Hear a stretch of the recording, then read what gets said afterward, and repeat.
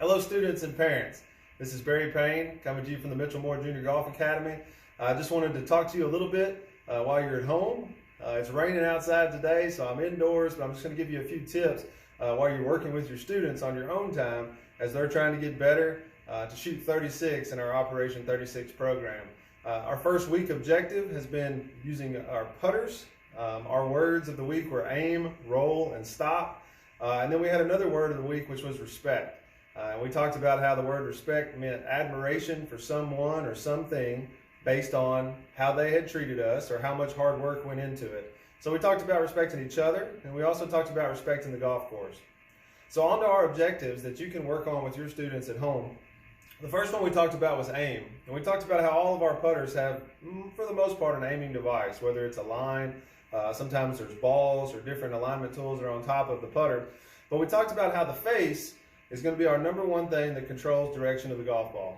So our students learned an open face, a standard or neutral face, and then a closed face. And we talked a little bit about reaction. I really want the juniors to understand that a lot of golf is going to take their reactionary skills. So knowing that, hey, I hit that putt to the right, so I need to close the club face a little bit. I need to aim my club face a little bit to the left. Or, hey, I hit that one left. Doing the opposite, I need to open it up to the right.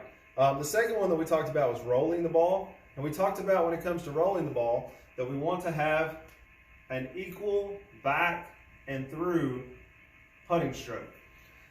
And that determined how far the ball rolled. When we want the ball to roll shorter, we have a smaller stroke. When we want the ball to roll longer, we have a longer stroke. And we want that stroke to actually have the same rhythm as well. So one thing I noticed with the kids is a lot of times we might have a really slow backswing and then a fast through swing. Or we might have a fast backswing and then a decel as we come through to hit the ball. So if you're working with your student at home, what we'd like to see is we'd like to see that stroke be equal on both sides of the ball, backstroke and through stroke. And we'd like to see the rhythm remain pretty constant back and forth. So no knee-jerk reactions or back and forth, something that happens really fast on one side or the other. The other thing that we worked on is we worked on giving ourselves objects to putt at, but also from a speed standpoint, a setup that allows us to practice getting the ball to stop in a zone or close to the hole. So when it comes to strokes gains putting in junior golf, we know that there are a massive amount of strokes to be gained, especially right in beginner golf when it comes to putting. If we can get the ball in the hole in 2 or 3 putts or less, especially as a very young junior golfer, we'll really start to lower our scores and shoot something pretty consistent. As we progress further away from the green, which we will in Operation 36, we'll talk about other objectives as we go.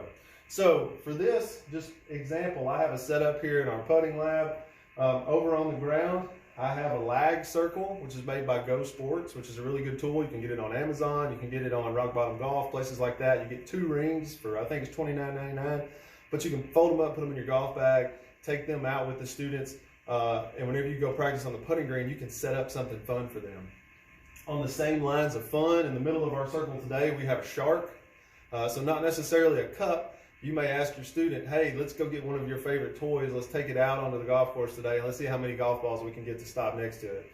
But giving them an opportunity to see that there is a zone, and then also allowing them very good feedback to use their reactionary skills. If they hit one too hard, they can draw back and hit it a little bit easier. But we can work on doing their best to get aimed up, and then creating a rhythmic stroke back and through. Now, if they hit one, it stays in the zone, maybe you can give them a point, but it allows you to play a game with them as well, something that's very achievable for them. Sometimes we kind of forget that we may hit it a long ways when we go play, if you're an adult that plays, and they don't hit it quite so far.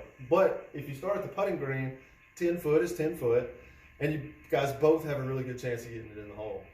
So remember our objectives this week: aim, roll, stop, getting the ball to stop where we want it to stop, which is close to the hole. Make that second one easier.